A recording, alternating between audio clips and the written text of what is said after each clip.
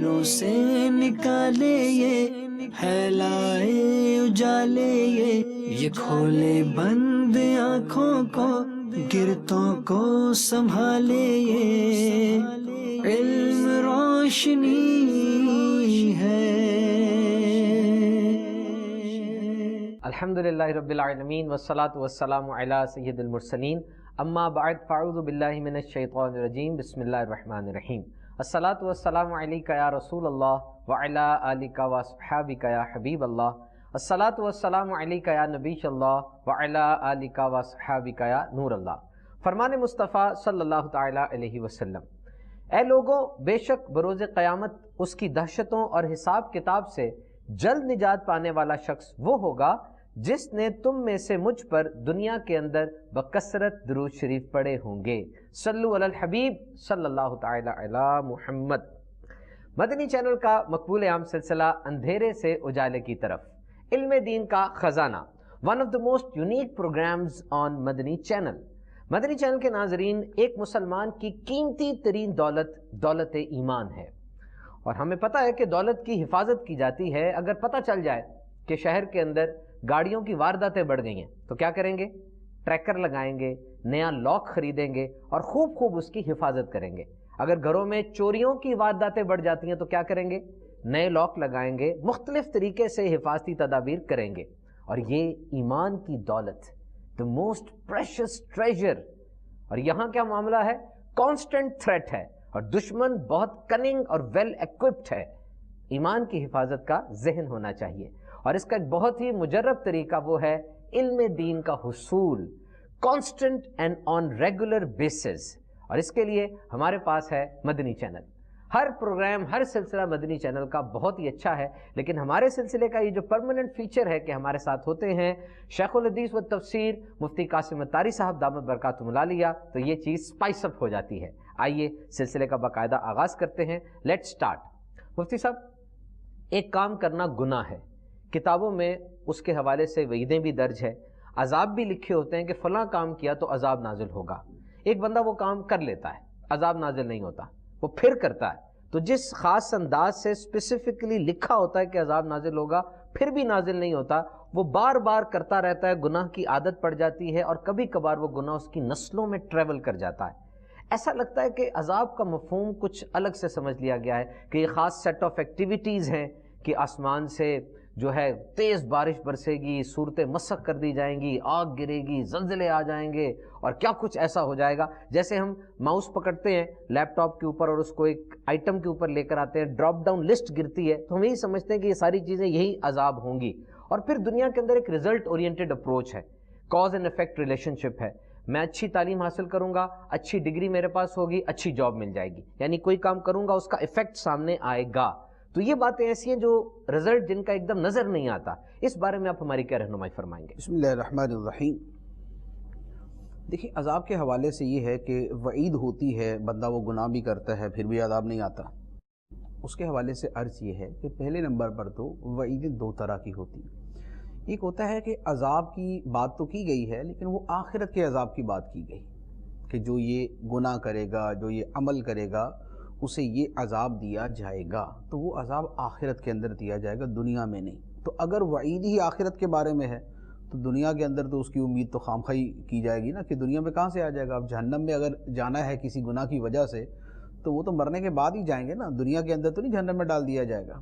اب باقی رہا وہ چیزیں کہ وعید تو ہے اور وہ دنیا ہی کے حوالے سے ہے۔ اب دنیا میں بندہ وہ عمل کرتا ہے لیکن وہ عذاب سامنے نہیں آتا، وہ عذاب اترتا نہیں ہے، تو اس کے حوالے سے عرض یہ ہے کہ عذاب الہی کے بارے میں دو تین چیزیں ایسی ہیں کہ جو ذہن میں اگر رکھیں تو پھر اس طرح کا شبہ نہیں آئے گا۔ پہلی بات تو یہ ہے کہ عذاب کی جو وعید ہوتی ہے کہ اگر یہ عمل کرو گے تو تمہارے اوپر یہ عذاب آئے گا، اس کا مطلب ہوتا ہے تم پر یہ عذاب آ سکتا ہے، یہ نہیں کہ آ کر ہی رہے گا اور بہر صورت میں عذاب دیا ہی جائے گا، یہ مراد نہیں ہوتا۔ کیوں؟ اس لیے کہ اللہ تعالیٰ کا جو عفو و کرم ہے، جو اس کی رحمت ہے، وہ بھی ساتھ میں چل رہی ہوتی ہے۔ سبحان اللہ۔ بیسیوں نہیں، ہزاروں نہیں، لاکھوں مرتبہ ایسا ہوتا ہے کہ بندہ گناہ کرتا ہے اور اس گناہ کی وجہ سے وہ اس خاص عذاب کا مستحق ہو جاتا ہے، لیکن اللہ تعالیٰ اپنے کرم سے معاف کر دیتا ہے، اللہ تعالیٰ اپنے فضل سے اسے عذاب نہیں دیتا، یا اس بندے کا کوئی دوسرا عمل ایسا ہوتا ہے کہ جو اس عذاب کی راہ میں رکاوٹ بن جاتا ہے۔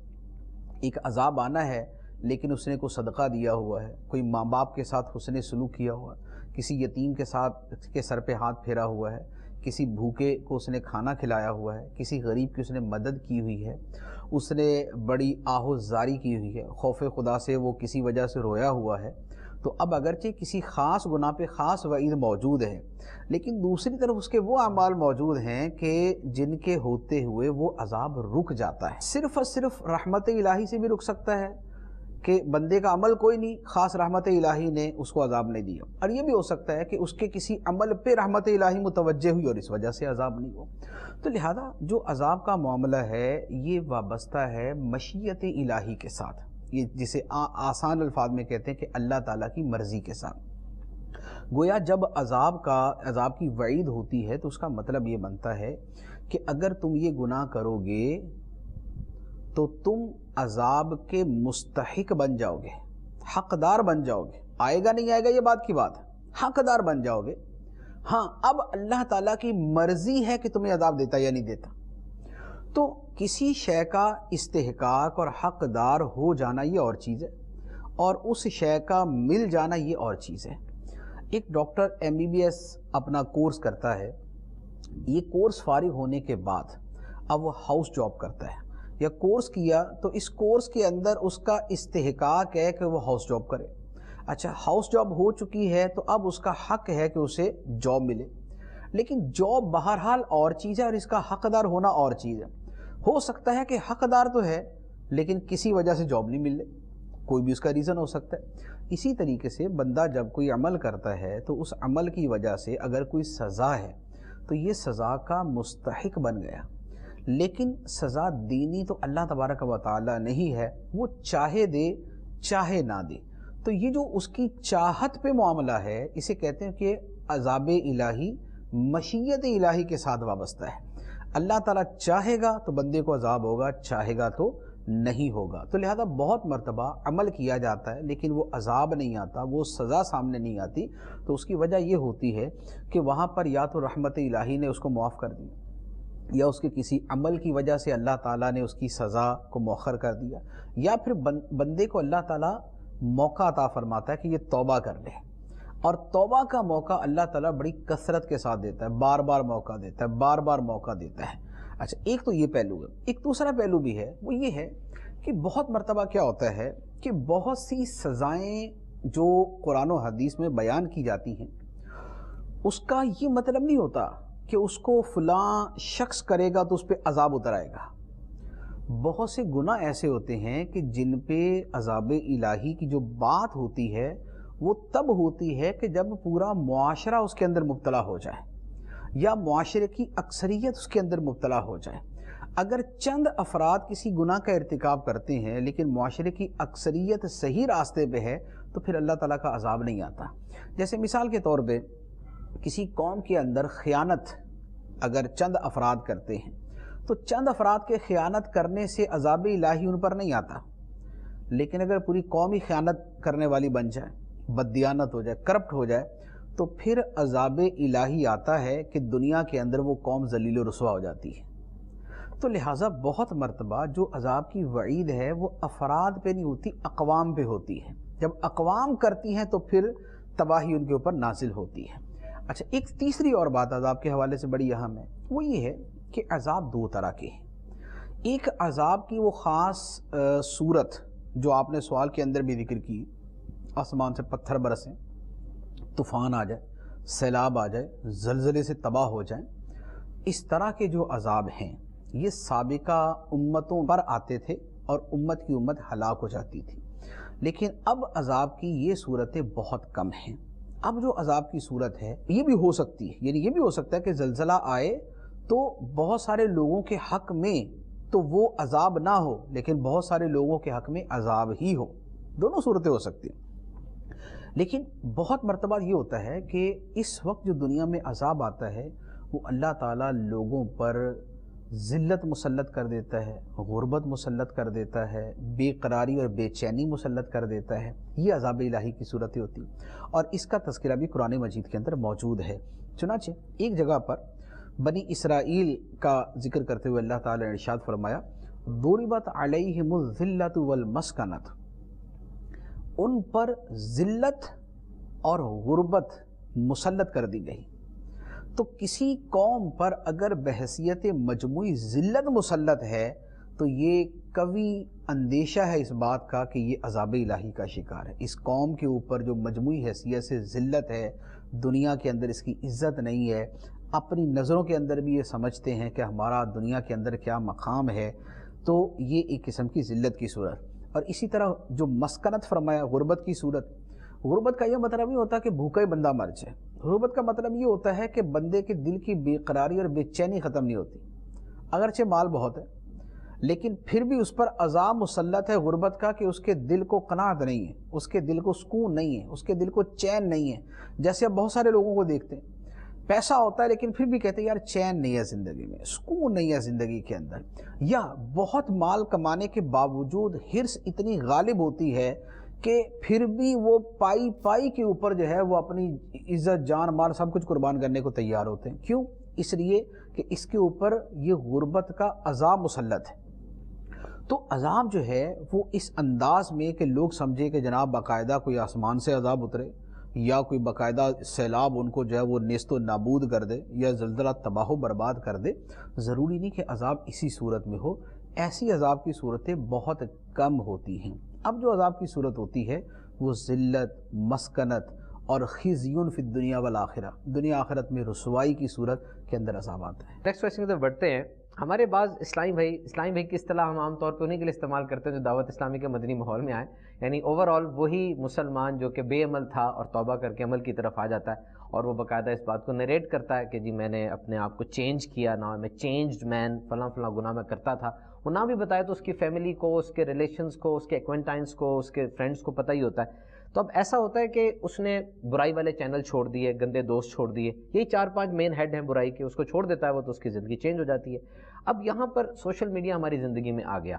آلموسٹ 2004 کے اندر فیس بک آئی اور اس کے بعد دیگر چینلز آئے گئے اور آج سوشل میڈیا پلیٹ فارم ایک بہت بڑا ہمارے سامنے ہے. اب گناہ تو بالکل ایسا ہے کہ انسان توجہ نہ بھی کرے تو گناہ توجہ لے رہا ہے اس کی. آپ کوئی ایسی سوشل میڈیا پلیٹ فارم کے اوپر جاتے ہیں، کوئی ایک ویڈیو آن کرتے ہیں، نیچے ٹرینڈنگ ویڈیوز آ جاتی ہیں کہ بھئی یہ بھی دیکھ لو، یہ بھی دیکھ لو، یہ بھی دیکھ لو. کبھی کبھار آٹو ویڈیو بھی آن ہو جاتی ہے. تو اب یہ سوشل میڈیا کا جو ایک ریولوشن آ گیا ہے، خاص طور پہ جنریشن زیڈ ہماری چل رہی ہے. مفتی صاحب یہ وہ جنریشن ہے جو اس زمانے کو نہیں جانتی جس زمانے میں سوشل میڈیا نہیں ہوتا تھا. They never know an era when there was no social media. تو ایسا نہیں لگتا کہ ایک دوبارہ چینج کی ضرورت ہے، دوبارہ ایک پوری توبہ کرنی ہے، دوبارہ اپنے آپ کو اوورآل کرنا ہے، جبکہ حلیہ مذہبی ہی ہے لیکن دوبارہ سے ایک دفعہ اس دروازے میں داخل ہونا ہے؟ دیکھیں، نیک بننا آسان ہے، نیک رہنا مشکل ہے. تو نیک بننے میں تو بندہ ایک مرتبہ جذبات میں آ کے یا کسی کے سمجھانے پہ توبہ کر لیتا ہے، نیت کر لیتا ہے، عزم کر لیتا ہے. تو وقتی طور پہ تو آدمی یہی سمجھ رہا ہوتا ہے کہ اب جو میں نے توبہ کی ہے اب یہ تا قیامت نہیں ٹوٹے گی. لیکن شاید رات نہیں گزرتی اور ایک دن نہیں پورا ہوتا اور بندے کی توبہ جو ہے نا وہ بالکل مریض سی، کمزور سی لٹک رہی ہوتی ہے کہ بھائی گئی توبہ. تو نیک بننا مراد یہ کہ نیکی کی ابتدا کرنا جو ہے یہ بڑا آسان ہے، لیکن نیکی پر ثابت قدم رہنا بڑا مشکل ہے. اسی کو استقامت کہتے ہیں اور اس کی نہایت اہمیت ہے، نہایت فضیلت ہے، نہایت ضرورت ہے. قرآن مجید کے اندر بھی اللہ تبارک و تعالی نے ارشاد فرمایا ان الذین قالوا ربنا اللہ ثم استقاموا، بے شک وہ لوگ کہ جنہوں نے یہ کہا ہمارا رب اللہ ہے پھر اس پر ثابت قدم بھی رہے. ربنا اللہ کہنا تو آسان ہے کہ کہہ دیا، لیکن اس کے بعد اس پر ثابت قدم رہنا یہ بڑا مشکل ہے. کیونکہ ایک غیر مسلمان ہوتا ہے تو اس کے لیے ہزاروں رکاوٹیں کھڑی ہو جاتی ہیں، مسائل پیدا ہو جاتے ہیں. اسی طرح ایک آدمی جب گناہوں سے توبہ کر کے نیکی کی طرف آتا ہے تو گناہ ایسا تو نہیں ہوتا کہ اس نے زندگی میں صرف ایک دن کیا ہوتا ہے. گناہوں بھری زندگی ہوتی ہے. اس زندگی کے اس کے 20 دوست ہوتے ہیں، اس کی درجنوں مجلس محفلیں ہوتی ہیں، اس کے سینکڑوں تعلقات ہوتے ہیں، اس کا ایک مائنڈ سیٹ بنا ہوتا ہے، اس کا ایک فیملی بیک گراؤنڈ یا اس کی اپنی فیملی اس انداز میں بنی ہوتی ہے، اس کی جاب اس کے ساتھ ریلیٹ کرتی ہے، تو وہ ہر طرف سے جکڑا ہوا ہوتا ہے۔ اب جب اس سے باہر آتا ہے تو جسٹ ایک جھٹکے کے اندر یہ ساری کی ساری چیزیں وہ توڑ کے رکھ دے، یہ آسان نہیں ہوتا۔ اچھا، یا وقتی طور پہ وہ سمجھتا ہے کہ میں نے توڑ دیا، لیکن جو چیزیں دل و دماغ میں رچی بسی ہوں وہ ایسی معمولی نہیں ہوتی کہ بس جب وہ 2 منٹ کے اندر جو ہے نا وہ توڑ دی تو اس کے بعد ہمیشہ کے لیے ختم ہو جائیں۔ جن چیزوں کی جڑیں انسان کے اندر اتری ہوئی ہوتی ہیں ان کو نکلنے میں بھی بہت ٹائم لگتا ہے۔ کوئی کسی خاص کوئی ولی کی نظر یا کسی بہت نیک آدمی کی صحبت تو یہ کر سکتی ہے کہ ایک مرتبہ کے لیے ہی پوری زندگی کے لیے تبدیلی آ جائے، لیکن اکثر و بیشتر ایسا نہیں ہوتا۔ تو استقامت بڑی ضروری ہے۔ اب استقامت کیسے حاصل ہو؟ ایک حدیث مبارک بھی ہے، انما الاعمال بالخواتیم، اعمال کا دار و مدار ان کے خاتموں پر ہے۔ ایک تو بندے کے ایمان پر خاتمے پہ ہے کہ بندہ مومن فوت ہوگا تو اس کے اعمال کا اعتبار ہے، ورنہ اعتبار نہیں ہوگا۔ دوسرا خود یہ ہوتا ہے کہ خود ان اعمال کے اندر یہ ہوتا ہے کہ ان اعمال کا اختتام کیسے ہے۔ ایک آدمی ایک روش پہ چل رہا ہے اور آگے جا کے پھر روش سے ہٹ گیا، ایک آدمی نمازیں پڑھتا ہے آگے جا کے نمازیں چھوڑ دی، روزے رکھتا تھا پھر جا اس نے روزے چھوڑ دیے۔ تو یہ ایک بڑا جو ہے نا وہ ایک عجیب و غریب سی کمپلیکیٹڈ قسم کی زندگی ہوتی ہے کہ بندے کو سمجھ نہیں آ رہی ہوتی ادھر کیسے جائے ادھر کیسے جائے، اسے کیسے پکڑے اسے کیسے سنبھالے۔ تو اب استقامت یعنی نیک رہنا، اس کے لیے مین 2 چیزیں ہیں۔ ایک تو یہ ہے کہ استقامت کی راہ میں جو رکاوٹیں ہیں انسان ان رکاوٹوں کو دور کرے، اور دوسرے نمبر پر استقامت کے لیے جو معاون چیزیں ہیں انہیں اختیار کرے۔ اور یہ دونوں چیزیں کہ جو معاون چیزیں ہیں انہیں اختیار کرے اور جو رکاوٹیں ہیں انہیں ہٹا دے، دور کرے، ان سے بچے۔ یہ دونوں چیزیں ہی قرآن پاک کے اندر بیان کی گئی، اور یہ ہم روزانہ کی بنیاد پہ وہ آیتیں تلاوت کرتے ہیں۔ سورہ فاتحہ ہم ہر نماز کے اندر پڑھتے ہیں، اس کے اندر اللہ تعالیٰ نے ہمیں دعا سکھائی ہے، اہدنا الصراط المستقیم صراط الذین انعمت علیہم غیر المغضوب علیہم ولا الضالین، کہ اے ہمارے رب ہمیں سیدھے راستے پر چلا، راستہ ان کا جن پر تو نے انعام کیا، ان کا نہیں جن پر غضب ہوا اور جو گمراہ ہوئے۔ یہاں پر اللہ تعالیٰ نے 2 چیزیں جدا جدا بیان کی۔ ایک ہیں وہ لوگ کہ جن پر خدا کا انعام ہے، جو نیکی کے عامل ہیں، جو تقوی کی دولت سے مالا مال ہیں، اور دوسری طرف وہ ہیں کہ جو گمراہی اور فسق و فجور کے راستے پر ہیں۔ انہی دونوں چیزوں میں جو استقامت میں رکاوٹ ہے اس کا بیان بھی ہے، اور جو استقامت میں معاون ہے اس کا بیان بھی ہے۔ تو آدمی اگر یہ رکاوٹیں ہٹا دے کہ جو اسے گناہ کی طرف لے جانے والی ہیں، اب وہ ایک نہیں ہے، وہ بہت ساری ہیں۔ کسی آدمی کے لیے گناہ کی طرف جانے کا سبب اس کے دوست بنتے ہیں، کسی کے لیے اس کی کتابیں بنتی ہیں، کسی کے لیے اس کی اسٹڈی بنتی ہے، کسی کے لیے اخبار بنتے ہیں، کسی کے لیے فلمیں ڈرامے بنتے ہیں، کسی کے لیے میڈیا بنتا ہے۔ تو لوگوں کے لیے مختلف اسباب ہو سکتے ہیں۔ استقامت کا طریقہ یہی ہے کہ جو اسباب انسان کو استقامت سے ہٹا سکتے ہیں اور برائیوں کی طرف لے جا سکتے ہیں انہیں چھوڑ دے۔ ایسا نہیں ہو سکتا کہ آدمی ان چیزوں کا عادی و مرتکب رہے اور پھر بھی وہ نیک رہے، ایسا نہیں ہو سکتا۔ پانی میں جا کے کوئی آدمی تر نہ ہو، ایسا نہیں ہو سکتا۔ اسی طریقے سے جو گناہوں کے اسباب اور ذرائع ہیں، ایک آدمی اگر ان کے درمیان رہتا ہے اور پھر اس کے باوجود وہ یہ سمجھے کہ میں گناہوں سے بچ جاؤں گا، ایسا نہیں ہو سکتا۔ تو لہذا طریقہ یہی ہے، نمبر 1 تو وہ صحبتیں چھوڑ دیں جو برے لوگوں کی صحبت ہے، جن صحبتوں کے اندر بے حیائی کی باتیں ہوتی ہیں، جن کے اندر گانے، فلمیں اور اس طرح کی چیزیں دیکھی سنی یا بولی جاتی ہیں، جہاں پر کوئی مستی، مذاق، مسخری، بےہودگی کی جاتی ہے، تو آدمی ایسی صحبت کو چھوڑے۔ اسی طریقے سے چینلز دیکھنے کے اندر، ٹی وی میڈیا دیکھنے کے اندر بھی یہ ان چیزوں سے بھرا ہوا ہے۔ آپ اچھی چیز بھی دیکھنے کے لیے کسی چینل پہ بیٹھتے ہیں تو جو دنیاوی چینلز ہیں کوئی اچھی چیز دکھائیں گے بھی تو درمیان میں 4 مرتبہ بری چیز اس کے اندر لے کر ہی آئیں گے۔ تو آدمی خواہ جتنا مرضی کوشش کر لے لیکن یہ ممکن نہیں ہے کہ وہ ان چیزوں سے بچ سکے، تو لہذا وہ ان سے بچے۔ تو جو اسباب و ذرائع ہیں آدمی ان سے دور رہے تو عافیت اسی کے اندر ہے۔ ہمارا مزاج ایسا ہے، انسان جو ہے یہ جلد باز اور حریص پیدا کیا گیا۔ انسان کی طبیعت کے اندر جلد بازی بھی ہے، حرص بھی ہے۔ اچھا، اور فوری طور پہ متاثر ہو جانے کی کوالٹی بھی ہے اس کے اندر۔ تو ہوتا یہ ہے کہ جب آدمی کسی شے کی طرف متوجہ ہو جاتا ہے کہ جو نفس کے قریب ہے، جو انسان کے مزاج اور طبیعت کے قریب ہے، جو اس کی خواہش اور لذت کے قریب ہے، تو آدمی فوراً جناب وہ ساری حدود پار کر کے اس کو اختیار کر لیتا ہے۔ اس لیے جو آدمی ٹی وی دیکھنے کا عادی ہے تو یہ تقریباً ناممکنات میں سے ہوگا کہ جو سب چینلز دیکھے اور اس کے بعد بھی نیک رہے۔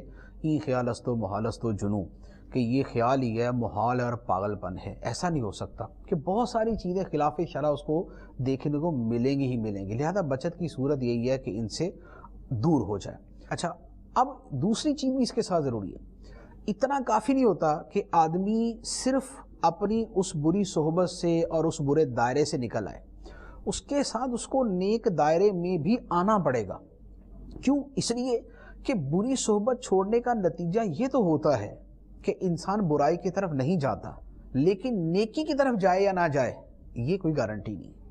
کیوں؟ اس لیے کہ دل جو ہے نا اس کا اصل رجحان تو برائی کی طرف ہے۔ اب اگر وہ بری صحبت سے اور برے ماحول سے نکل بھی گیا تو یکدم وہ نیکیوں کی طرف نہیں جانا شروع کر دے، وہ درمیان میں کھڑا ہو جائے گا۔ ایک آدمی جو ہے وہ اگر فلمیں ڈرامے سب کچھ چھوڑ بھی دے گا تو یہ تو ہو جائے گا کہ چلے برائی سے بچ گیا، لیکن کیا اس سے اس کے دل میں نماز کا بھی شوق پیدا ہو جائے گا؟ کیا تلاوت کا بھی شوق پیدا ہو جائے گا؟ کیا نیکیوں کی رغبت بھی پیدا ہو جائے گی؟ کیا اس کے دل میں خوف خدا بھی پیدا ہو جائے گا؟ ایسا نہیں ہوگا۔ وجہ یہ ہے کہ ان چیزوں کے لیے ان کے اسباب و ذرائع وہ ان کو اختیار کرنا پڑے گا۔ لہٰذا صرف بری صحبت چھوڑنا کافی نہیں ہے، بلکہ اس کے ساتھ اچھی صحبت کا اختیار کرنا بھی کافی ہے۔ انسان وہ کرتا ہے جو اس کے قلب کی کیفیت ہوتی ہے، جو اس کے قلب کی کیفیت ہوتی ہے۔ اسی لیے حدیث مبارک میں فرمایا نا کہ بدن کے اندر ایک ٹکڑا ایسا ہے کہ وہ سدھر جائے تو سارا بدن سدھر جاتا ہے، بگڑ جائے تو سارا بدن بگڑ جاتا ہے۔ سن لو، وہ دل ہے۔ دل سدھر جائے تو انسان کا سارا بدن سدھر جاتا ہے۔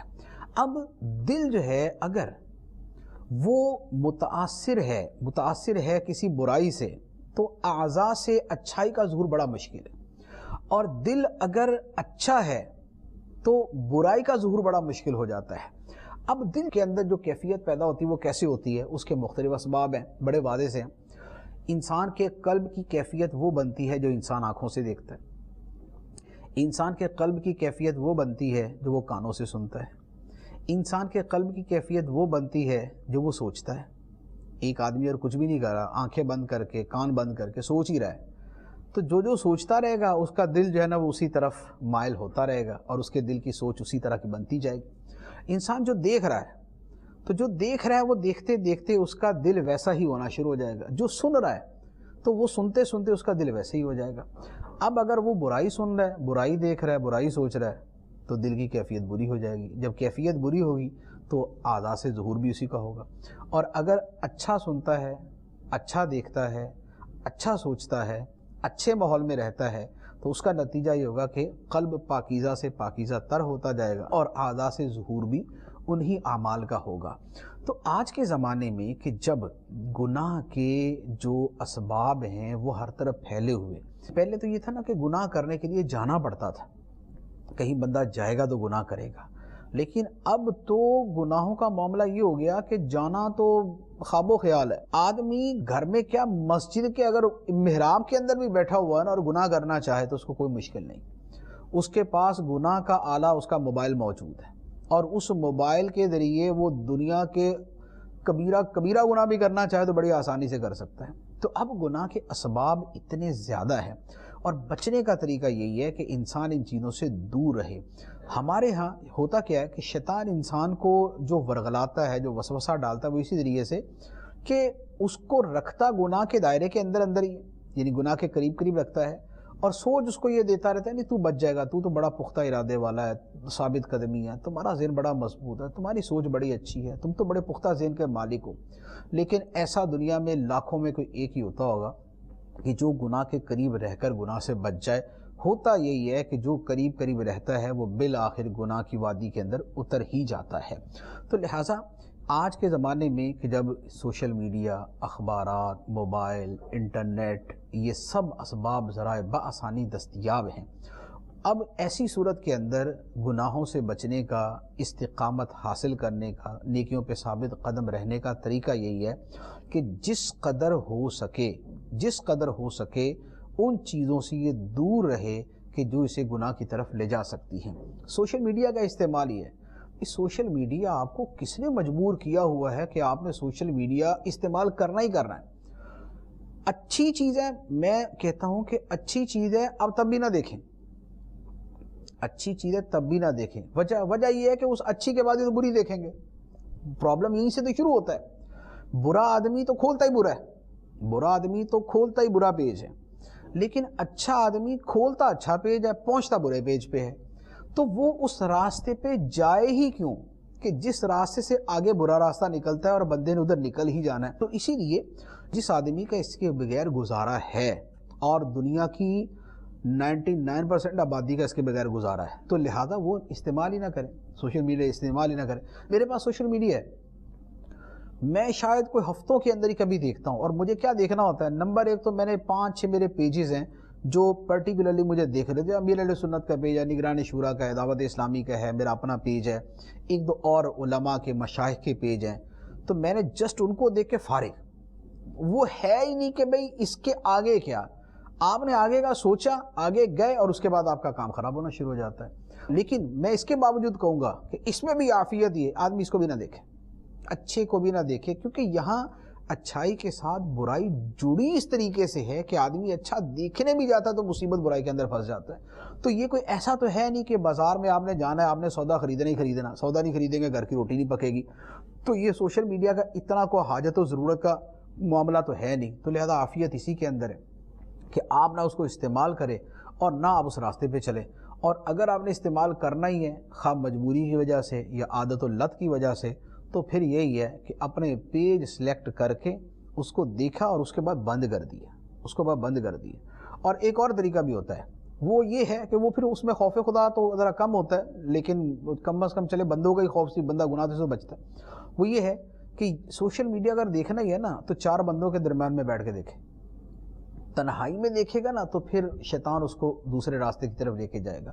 4 آدمیوں کے درمیان میں بیٹھا دیکھ رہا ہے نا، تو وہ جتنا محتاط ان کے ڈر سے ہوگا نا تو اتنا محتاط خدا کے ڈر سے ہو جائے، تو پھر آدمی سے بچ سکتا ہے۔ مفتی صاحب یہاں پر ایک چیز جو آپ نے فرمائی، میں 2 میں سمرائز کروں گا، آپ سے کویشچن بھی ہوگا یہ کہ ایک تو ٹوٹل بائیکاٹ آپ نے فرمایا، ٹوٹل بائیکاٹ، اگر 0.5% بھی آپ جاتے ہیں تو پھر آپ 100% دوبارہ ہو سکتے ہیں۔ دوسرا مفتی صاحب، جب بندہ کوئی بڑا کام کرنے جاتا ہے تو اس کا کوئی سہارا ہوتا ہے، یعنی کسی کو وہ اپنے ساتھ کمپینین کے طور پہ لے کے چلتا ہے، وہ سوچ بھی ہو سکتی ہے، کوئی انسان بھی ہو سکتا ہے، کوئی دوست بھی ہو سکتا ہے، یا کچھ بھی ہو سکتا ہے۔ اب ایک انسان اس توبہ کی راہ پر آ گیا، آپ نے فرمایا کہ برائیوں کو چھوڑنا ایک چیپٹر ہے اور نیکیوں کو کرنا ایک الگ چیپٹر ہے، جو کھلے نہ کھلے، تو ایسا انسان کس چیز کا سہارا لے، یعنی اپنے ساتھ کس کو سمجھے وہ کہ میری تائید میں کون ہے؟ اکیلا ہے وہ اس وقت، تنہائی میں ہی گناہ کرتا تھا، گناہ سے چھوڑے، اب وہ صراط مستقیم پہ جانا چاہ رہا ہے، کس چیز کو بیک اینڈ پہ سمجھے؟ دیکھیں آج کے زمانے میں تو اتنا مشکل نہیں ہے، آج کے زمانے میں تو تنہائی رہی نہیں، کہ تنہائی کے اندر بھی آدمی کو جلوتوں کی جلوتیں میسر ہیں۔ جیسے یہی ہم نے سوشل میڈیا کی بات کی ہے، انٹرنیٹ ہے، چینلز ہیں، تو یہ آدمی تنہائی کے اندر بیٹھا ہوا ساری چیزیں دیکھ رہا ہوتا ہے، مارکیٹ میں بیٹھ کے تو نہیں دیکھے گا۔ تو لہٰذا آج کے زمانے میں تو یہ ہے کہ اگر آدمی تنہائی کے اندر بھی، جیسے اگر وہ صرف مذہبی چینل دیکھتا ہے، جیسے مدنی چینل ہے، میں نے بہت سارے ایسے دیکھے کہ جو صرف مدنی چینل ہی دیکھتے ہیں، اور میں نے اتنے اچھے اور اتنے نیک لوگ دیکھے ہیں، میرے دوستوں میں سے ایسے، ان کا کاروبار ہے، بہت اچھا کاروبار ہے، بہت بڑا کاروبار ہے، اور رات کو 8 بجے 9 بجے فارغ ہو گئے، اور اس کے بعد وہ تنہا ہیں، لیکن ان کی مصروفیات کیا ہے؟ موبائل کے اندر ہی جناب تفسیر کی کتاب ہے، موبائل کے اندر ہی دعوت اسلامی کی کتابیں ڈاؤن لوڈ کی ہوئی ہیں، موبائل کے اندر ہی یہ جتنی دعوت اسلامی کی اپلیکیشنز ہیں وہ ساری کی ساری انہوں نے ڈاؤن لوڈ کی ہوئی ہیں، موبائل کے اوپر ہی لائیو وہ مدنی چینل دیکھ لیتے ہیں۔ تو ان کا 4-5 گھنٹے کا معمول یہ ہے۔ میرے ایک دوست ہیں، انہوں نے صرف اپنے اسی موبائل کے ذریعے پوری صراط الجنان مکمل کر لی، 10 جلدیں پڑھ لی۔ اسی طرح ایک اور ہیں، انہوں نے اور کئی کتابیں پڑھ لی۔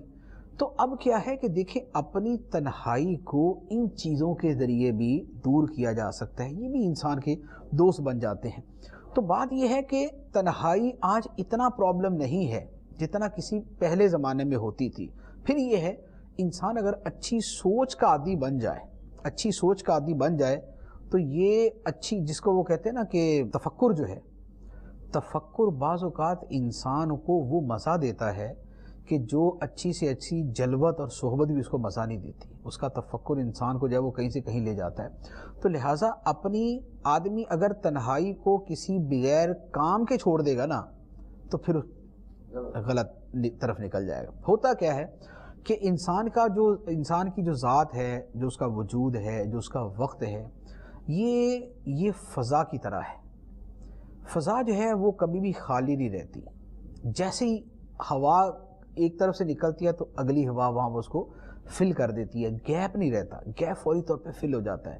یا یہ پانی کی طرح ہے، آپ پانی کو ایک مرتبہ زور سے یوں کر بھی دیں گے نا تو اگلے سیکنڈ کے اندر پانی وہ جو ہے وہ لیول اپنا برقرار کر لے گا، وہ لیول اپنا بنا دے گا۔ اسی طرح انسان کی سوچ ہوتی ہے، اسی لیے انسان سوتے میں بھی سوچتا ہے۔ تحقیق یہی ہے نا کہ انسان سوتے میں بھی سوچ رہا تھا، اس کا دماغ کام کر رہا ہوتا ہے، مائنڈ کا بھی آف نہیں ہوتا، وہ چلتا ہی رہتا ہے، وہ چلتا ہی رہتا ہے۔ تو انسان اپنی سوچ کو، اپنے وقت کو اچھے کام سے فل کر لے، ورنہ نیگیٹو چیز تو آئی، اسی لیے کہتے ہیں نا خالی دماغ کارخانہ شیطان، وہ شیطان کا کارخانہ ہوتا ہے۔ اچھے کام کرنا شروع کر دو، کرنے کے کام کرو، ورنہ نہ کرنے کے کاموں میں پڑ جاؤ گے۔ تو اگر آدمی کے پاس خلوت تو ہے، تنہائی تو ہے، وقت تو ہے، لیکن اس کا مصرف نہیں ہے، تو بہت زیادہ چانسز اسی کی ہوں گے کہ پھر وہ غلط مصرف ہی وہاں پر آئے گا۔ یعنی کرنے کے کام کرو ورنہ نہ کرنے کے کاموں میں پڑ جاؤ گے۔ اپنی تنہائی کو خود ہی وہ مینیج کرے، اب اس نے توبہ کی ہے، نیکی کے کام سوچے اور برائی کے کاموں کی کتابیں پڑھنا ہے، ذکر الہی کرنا ہے۔ ہوتا کیا ہے دیکھیں، لوگ عادی نہیں ہوتے نا، جو کتاب پڑھنے کا عادی نہیں ہے اس کے لیے کتاب ہی عذاب ہوتی ہے۔ صحیح بات، کتاب پڑھنا اس کے یار یہ پتہ نہیں کیسے پڑھ لیتے لوگ، وہ 2 سطریں پڑھے گا، 2 پیج پڑھے گا تو اس کے سر میں درد ہو جائے گا، ٹھیک ہے۔ اسی طرح جو آدمی عبادت کا اور ذکر و اذکار کا عادی نہیں ہے، اس کو تھوڑی دیر زیادہ عبادت کرنی پڑ جائے اسی میں پریشان ہو جاتا ہے۔ آپ نے دیکھا لوگ حج پہ جاتے ہیں اور پریشان بیٹھے ہوتے ہیں، وہ کہتے ہیں یار کریں کیا، کیونکہ زندگی میں کبھی اتنا ذکر اللہ کیا ہی نہیں، کبھی اتنی نمازیں پڑھی ہی نہیں، کبھی اتنی تلاوت کی ہی نہیں، اب وہاں کوئی کام نہیں ہے، کوئی کاروبار نہیں ہے، تو حج پہ جا کے اب پریشان بیٹھے ہوتے اب کیا کریں۔ حتیٰ کہ جو حج کے مین ایام ہوتے ہیں نا، مینا کے 3 دن ہوتے ہیں جو مین، جس کے اندر بقیہ تو پھر وہ طواف الزیارات و عرفات چلے گئے تو اس طرح اس میں لگ جاتے ہیں۔ یہ 3-4 راتیں مینا میں گزارنا، 3-4 دن مینا میں گزارنا، لوگوں کی جو حالت ہوتی ہے نا وہ دیکھنے والی ہوتی ہے۔ وجہ وہی ہوتی ہے کہ عادی ہے نہیں عبادت کے، تلاوت کے، نماز کے، نوافل کے، اور وہاں ہو گئے فارغ۔ اب فارغ ہیں تو سمجھ نہیں آ رہی، تو پھر جو دنیا جان کے فضول کرتے ہیں وہ کرتے ہیں۔ تو اس لیے آدمی اپنے آپ کو عادی اگر کسی چیز کا بنا لے نا، اور عادی بنانا اتنا مشکل نہیں ہوتا، کسی چیز کا ذکر الہی کا ہے یا مطالعے کا ہے، عادی بنانا اتنا مشکل نہیں ہوتا۔ آدمی تھوڑے سے زیادہ کی طرف چلتا ہے، تکلف سے عادت بنتی ہے، تکلف سے عادت بنتی ہے، عادت کے بعد وہ انسان کی فطرت کے اندر وہ چیز داخل ہو جاتی ہے۔ بچے کو اسکول بھیجتے ہیں، آج کل تو خیر بچے بھاگے اسکول جاتے ہیں، لیکن اگر آپ کو یاد ہوگا کہ ہمارے بچپن کے اندر یہی ہوتا تھا کہ بچے کو اسکول بھیج رہے ہیں اور بچہ جناب وہ ایسا ہوتا ہے کہ جیسے آپ بھینس کو گھسیٹ کے لے کے جا رہے ہیں اور وہ آگے سر مار رہا ہے کہ نہیں میں نہیں جاؤں گا، ماں باپ اس کو دھکے مار رہے ہیں نہیں بیٹا تو جا۔ لیکن پھر کیا ہوتا ہے، جاتے جاتے پھر اس کو عادت پڑ جاتی ہے، پھر جانا بھی شروع ہو جاتا ہے۔ انسانی نفس ایسا ہی ہوتا ہے کہ یہ شروع میں عادی نہیں ہوتا، لیکن جب آپ اس کو عادی بناتے ہیں تکلف کے ساتھ تو آہستہ آہستہ وہ عادی ہو جاتا ہے۔ اس لیے اپنی کچھ عادتیں ایسی رکھی جائیں کہ جو انسان کی تنہائی میں کام آنے والی ہو۔ آپ نے دیکھا ہوگا بہت سارے ایسے بوڑھے لوگ کہ جو پوری زندگی فلمیں، ڈرامے اور فسق اور ایسے ہی کاموں میں لگے رہے، وہ بوڑھے ہو کے بھی نیک نہیں بنتے۔ بوڑھے ہو کے بھی ان کو بولے نا نماز پڑھ لے، ان کا من ہی نہیں آتا نماز کی طرف۔ آپ ان کو بولے تلاوت کر لیا کرے، ذکر کر لیا کرے، ان کا ہاتھ ہی نہیں اٹھتا ان کاموں کے لیے۔ وجہ یہ ہے کہ ان چیزوں کی عادت ہی نہیں، عادت پڑی نہیں تھی، لہذا اب یہ کر نہیں سکتے۔ جبکہ جن کو عادت ہوتی ہے تو وقت کے ساتھ ساتھ ان کا رجحان عبادت کی طرف، تلاوت کی طرف، ذکر اللہ کی طرف بڑھتا رہتا ہے۔ تو اپنی کچھ عادتیں وہ لازمی طور پہ ایسی رکھنی چاہیے کہ جو فارغ وقت میں انسان کو کام آئے، ورنہ فارغ وقت کی بوریت جدا ہوتی ہے، ٹینشن جدا ہوتی ہے، برڈن اس کا جدا ہوتا ہے، سٹریس آدمی علیحدہ فیل کرتا ہے اور پھر غلط کاموں میں وہ جدا پڑتا ہے۔ لیکن اگر ایک آدمی نے عادت رکھی ہوئی ہے کہ وہ کچھ نہ کچھ ذکر و اذکار کرتا ہے، تلاوت کرتا ہے اور کچھ مطالعہ کرتا ہے، تو بہت مرتبہ ایسا ہوگا کہ جو اس کا خالی وقت ہوگا وہ ان چیزوں کے ذریعے بڑے اچھے طریقے سے فل ہو سکتا ہے۔ مدنی چینل کے ناظرین، بہت اچھی گفتگو ہوئی اور ہمیں پتہ چلا کس انداز سے ہمیں یہ جو چینج ہوتا ہے اس کو مینیج کرنا ہے۔ Now let's move to the next question. حضور بعض جانوروں کے بارے میں تحقیق ہوئی اور یہ پتہ چلا کہ ان کے دماغ میں بہت اچھی صلاحیتیں موجود ہوتی ہیں. حدیث پاک کے اندر آیا کہ پرندوں میں سب سے زیادہ عقل مند پرندہ کبوتر ہے. اور ایک ریسرچ جو میرے پاس ہے، کوے کے اندر تقریباً 7 سال کے بچے سے کچھ زیادہ کمپیٹیبلٹی ہوتی ہے کہ اس کو انہوں نے بلاکس دیے اور کچھ ایسے ٹیسٹ اس کے اوپر کیے کہ کوے نے مطلب ڈپکٹ کیا کہ وہ ایک سمجھداری کی کیفیت میں ہے. ڈولفن کے بارے میں بھی آتا ہے کہ مچھلیوں کے اندر، فش کے اندر اس کے اندر کافی ذہانت ہوتی ہے، بڑے کرتب وغیرہ دکھائے جاتے ہیں ڈولفن کے، کبھی وہ گولے میں سے گزر رہی ہے، کبھی تیر رہی ہے، کبھی کیا موومنٹ کر رہی ہے.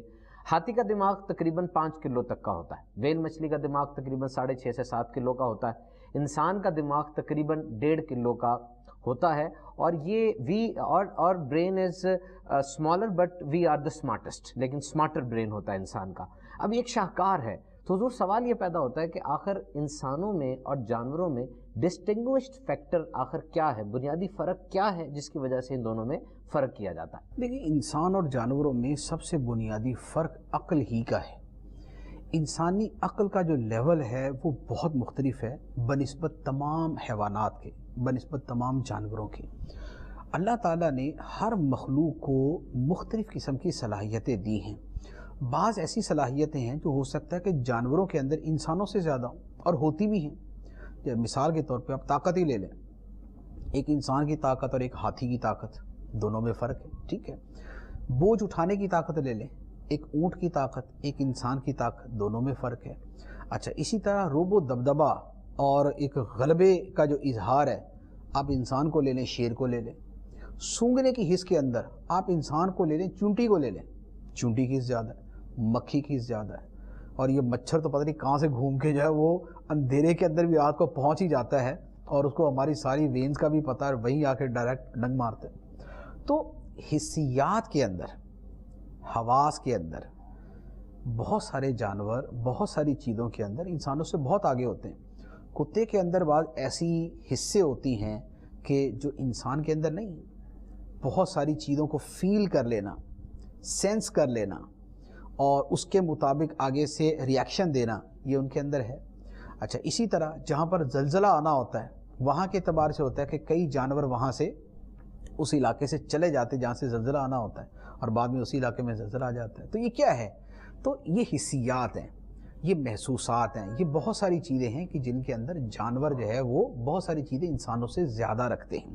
لیکن ایک عقل وہ چیز ہے کہ جس کے اندر کوئی جانور کسی بھی طرح انسان کے برابر نہیں ہے، نہیں ہو سکتا. یہ عقل انسانی کا جو شرف ہے، یہ وہ چیز ہے جس میں اللہ تعالیٰ نے انسان کو دیگر مخلوقات کے اوپر فضیلت عطا فرمائی ہے. انسان کی فضیلت پہ ویسے قرآن مجید ہے وَلَقَدْ كَرَّمْنَا بَنِي آدم، ہم نے بنی آدم کو مکرم بنایا، عزت والا بنایا. یا فرمایا لَقَدْ خَلَقْنَا الْإِنسَانَ فِي أَحْسَنِ تَقْوِيمٍ، بہترین تقویم کے اندر، صورت کے اندر ہم نے انسان کو بنایا. یا فرمایا کہ رحمان نے انسان کو اپنی صورت پہ پیدا فرمایا جیسے اس کی شان کے لائق ہے. یا اور بہت سا وَفَضَّلْنَا اللَّهُ عَلَىٰ كَثِيرٍ مِّمَّنْ خَلَقْنَا تَفْضِيلًا، ہم نے انسان کو اپنی مخلوقات میں سے بہت ساری مخلوقات کے اوپر برتری عطا فرمائی. تو یہ انسان کی جو عظمت فضیلت ہے وہ بیان کی گئی، لیکن جو اس کے پیچھے نقطہ ہے وہ اس کی عقل ہے، جو اس کی عقلی صلاحیت ہے وہ ہے. اسی لیے آپ آج تک دنیا کے سارے جانور مل کے وہ چیزیں ایجاد نہیں کر سکے جو انسان نے کر دی. ٹھیک ہے، انسان نے ہزاروں چیزیں ایجاد کر لی ہیں، کبھی آپ نے جانوروں کا نہیں ایسی کوئی چیز دیکھی. وجہ فرق وہ عقل ہے. جانوروں کے اندر اب اس کو عقل کہیں یا اس کو کیا کہیں، وہ تو ایک ٹرمینالوجی کے اعتبار سے اختلاف رائے ہو سکتا ہے. یا تو یہ ہے کہ جانوروں کے اندر بیسیکلی ایک نیچرل کچھ چیزیں ہوتی ہیں کہ جس کی وجہ سے وہ سب یہ فیلنگز اور سب کچھ محسوس کرتے ہیں. دشمن آئے تو وہ بھاگ جاتے ہیں، اپنا تحفظ کرتے ہیں. یا تو یہ فطرت اور نیچر کے تقاضے جن کو پورا کریں. دیکھیں، اگر آپ اسے عقل ہی قرار دیں تو پھر یوں کہہ لیں کہ عقل کا ایک سرٹن لیول ہے، ایک مخصوص مقام ہے کہ جس سے اوپر جانوروں کی عقل نہیں جاتی. آپ نے جیسے کہا کہ مثال کے طور پہ کوے کی عقل 7 سال کے بچے کے برابر ہوتی ہے یا اس کے قریب قریب ہوتی. 7 سال کے بچے کے برابر ہونا بھی کوئی ایک آدھ چیز کے اندر ہوگا، 2-4 چیزوں میں ہوگا. 7 سال کا جو انسان کا بچہ ہے وہ تو پتہ نہیں کیا کیا کر لیتا ہے. آج 7 سال کا بچہ تو قرآن حفظ کر لیتا ہے. اب تو 7 سال کے بچے جو آئی ٹی کے وہ کورس کر کے بیٹھے ہوئے ہیں کہ دنیا دنگ ہے. وہ ایسی باریک پیچیدہ اور سائنٹیفک چیزوں کے اندر جو ہے نا وہ گھسے ہوتے ہیں. آپ ابھی ان کے ہاتھ میں موبائل دیں، 7 سال تو دور کی بات ہے، 5 سال کے بچے کے ہاتھ میں موبائل دیں، وہ 3 دن کے اندر آپ سے زیادہ آپ کو سمجھا دے گا. ہو سکتا ہے آپ اتنا نہ سمجھ سکے جتنا بچہ آپ کو سمجھا دے گا، کدھر سے کہاں جانا، کیا چیز جا کے دیکھے. اور 5 سال بھی دور کی بات، 3 سال کے بچے کو آپ موبائل دے دیں، وہی آپ کو کر دے گا. اب 16 سال کے کوے کو دے کے دیکھ لیں، آپ نہیں کر سکتا.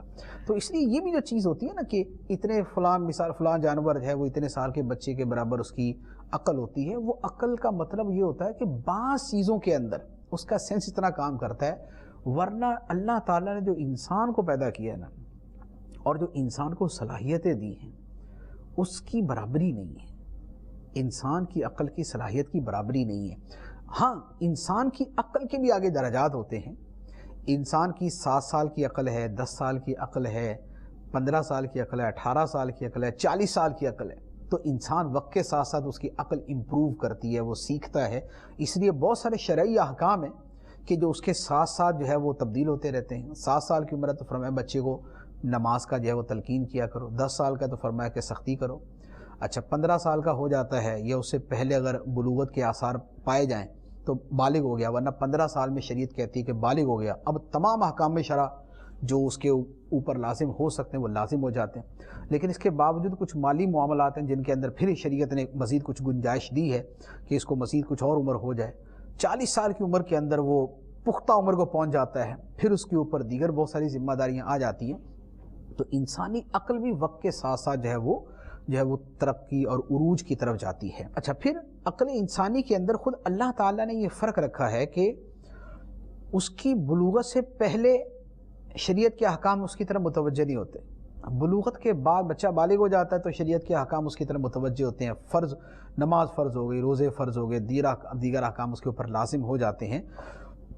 تو یہ جو جانوروں کی عقل ہے یا سوجھ بوجھ کہہ لے جو بھی اس کو کہیں، وہ کسی بھی صورت وہ انسان کے برابر نہیں ہوتی.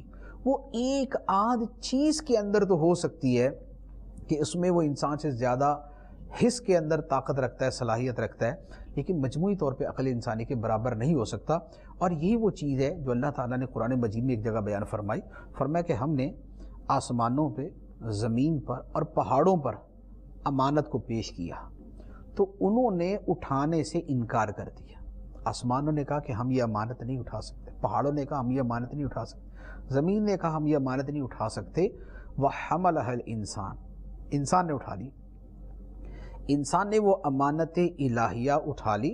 اِنَّهُ كَانَ ظَلُومًا جَهُولًا، انسان تو بڑا اپنی جان پہ ظلم کرنے والا ہے اور بڑا اپنے نتائج اور مستقبل اور انجام سے بے خبر ہے. جہولا، بے خبر ہے. یہ امانت کیا تھی؟ یہ وہی ہے کہ اللہ تعالیٰ نے جو کسی کو مکلف بنانے کے لیے کہ خدا کے احکام اس پر لازم ہو جائیں، اس کے لیے جو بیس اور بنیاد تھی، وہ بیس اور بنیاد عقل ہے.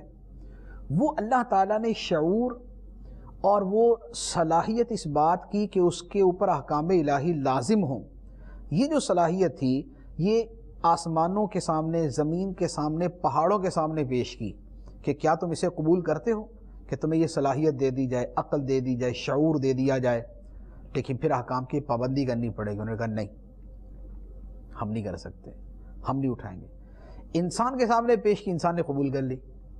تو انسان کی جو ہمت ہے، جو اس کا حوصلہ ہے، وہ پہاڑوں سے، آسمانوں سے، زمین سے زیادہ ہے. اب وہی عقل انسانی اور وہی شعور اور وہی صلاحیت انسان نے قبول کر لی، اسے دی گئی، اور اب وہ اس کے ساتھ وہ چل رہا ہے. تو لہذا انسان کی جو عقل ہے اس میں اور جانوروں کے درمیان بہت زیادہ فرق ہوتا ہے. مفتی صاحب، یہ جب کسی کو کوئی نعمت ملتی ہے یا کسی چیز کی بات کی گئی تو پھر لائبل بھی وہ اتنا ہی زیادہ ہوگا. مطلب جس طرح آپ نے فرمایا کہ اب عقل و شعور ملا تو اب اس کے اوپر اس کی لائبلٹیز ہیں. اب یہ جو حساب کتاب کا کانسیپٹ ہے کہ حساب کتاب بھی اسی عقل کے اوپر ہے، اس کا مطلب جانوروں کے اوپر نہیں ہے. اور کیا کیا لائبلٹیز ساتھ آ گئیں اس کے کہ اگر تمہیں نعمت ملی اور تم نے نعمت ایکسیپٹ کر لی، اور کیا کیا وہ لائبل کس کس چیز کا ہے؟ دیکھیے، جب بھی کسی کو کوئی ذمہ داری دی جاتی ہے تو ذمہ داری کا مطلب صرف موجے کرانا نہیں ہوتا، ایک پیکیج ہوتا ہے نا پورا. ایک آدمی کہتا ہے کہ جناب مجھے مثال کے طور پہ آپ اس صوبے کا فلاں بہت بڑا عہدہ دے دیں، IG کا عہدہ دے دیں، تو اس کا مطلب صرف یہ تو نہیں ہوگا کہ جناب اس کو تنخواہ اور سہولیات اور فیسلٹیز جو ہیں بس وہ دے دی جائیں. اس کا مطلب یہ ہوگا کہ تمہیں تمہاری صلاحیت کے پیش نظر یہ ذمہ داری دی گئی ہے. اب اس کو صحیح سر انجام دینے پر یہ انعام ہے اور اس کو صحیح سر انجام نہ دینے کے اوپر یہ سزا بھی ہو سکتی ہے۔ تو جب کوئی ذمہ داری دی جاتی ہے تو اس کی ادائیگی اور عدم ادائیگی دونوں کے نتائج ہوتے ہیں۔ انسان کو اللہ تعالیٰ نے عقل و شعور دیا ہے، اسے ذمہ داری یہ دی ہے، تو اب اس کے بعد جو ذمہ داریاں اس کو دی گئی ہیں وہ اللہ تعالیٰ نے اپنے دین کی صورت میں اس کو، اپنی ہدایت کی صورت کے اندر اس کو عطا فرمائی ہے۔ یہ فرمایا نا کہ پھر تمہارے پاس میری طرف سے ہدایت آئے گی۔ جب آدم علیہ السلام کو زمین پر اتارا گیا تو یہ فرمایا کہ فَإِمَّا يَأْتِيَنَّكُم مِّنِّي هُدًى، پھر اگر تمہارے پاس میری طرف سے رہنمائی آئے تو جو اس کی پیروی کرے گا اس کے لیے انعام ہے، اور جو اس کی پیروی نہیں کرے گا اس کے لیے سزا ہے۔ تو اب ہدایت الہیہ جو ہے وہ دین اسلام قرآن کی صورت میں اب موجود ہے، تو جو اس کو فالو کرے گا اس کے لیے انعامات کی پوری ایک فہرست ہے، اور جو اس کو فالو نہیں کرے گا اس کے لیے پھر سزاؤں کی پوری لسٹ ہے۔ بہت کچھ سیکھنے کو ملا۔ اللہ عز و جل مفتی صاحب کے علم و عمل میں مزید برکتیں عطا فرمائے۔ اٹس ویری مچ کلیئر کہ اندھیرے سے اجالے کی طرف سلسلے میں علم دین کا ایک خزانہ ہمیں ملتا ہے۔ اگر دوران سلسلہ غور سے سننے کے ساتھ ساتھ لکھ بھی لیا جائے تو یہ سپائس اپ ہو جائے گا۔ مدنی چینل کے ناظرین، دو چیزیں ہوتی ہیں، one thing is attention and other is retention. بات کو کتنے غور سے سنا اور پھر اس کو کتنا سنبھال کر رکھا۔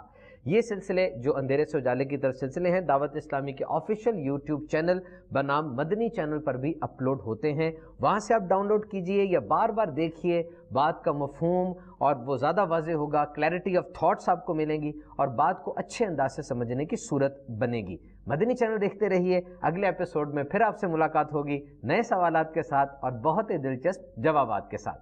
صلو علی الحبیب صلی اللہ تعالی علی محمد۔ اندھیروں سے نکالے یہ پھیلائے اجالے یہ کھولے بند آنکھوں کو گرتوں کو سنبھالے یہ علم روشنی ہے۔